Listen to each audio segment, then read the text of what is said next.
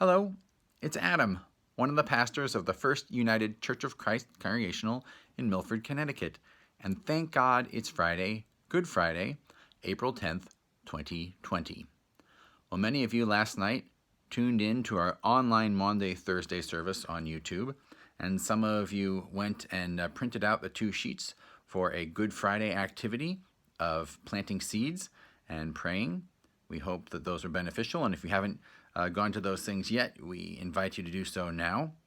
On Sunday morning, we celebrate Easter Sunday with 2 online services. We'll have an informal sunrise service that's going to be online starting at 7 a.m., and that's a short service, about 20 minutes long.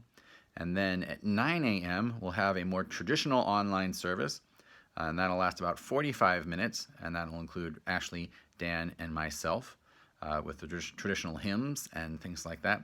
Now after that, around 9:45 or 9:50 a.m., we're going to have 3 Zoom conferences available so that if people are hoping to have a version of online coffee hour, they can greet one another and share in the peace and love of Christ on Easter morning. So you can go to firstchurchofmilford.org to find out about that.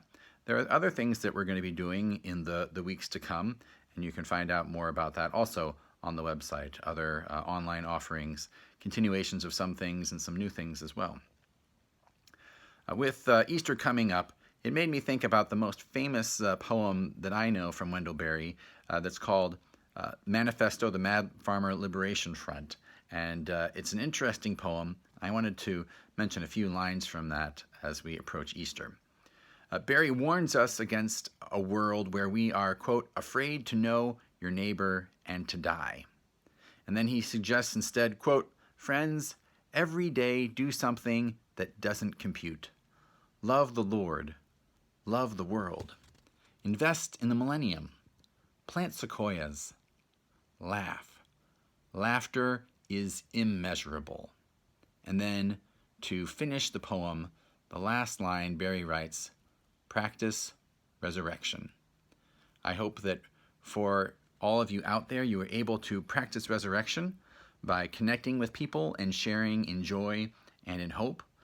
We may not be able to connect as directly, physically as we'd like to, but there is still the love of God, the undying love of God that brings us together, that binds us as God's people. And especially as we celebrate the resurrection, we can find that joy, and we can practice that joy, and by doing so, practice resurrection today when we need it so badly. So I wish you God's blessing and a joyous Easter. Peace.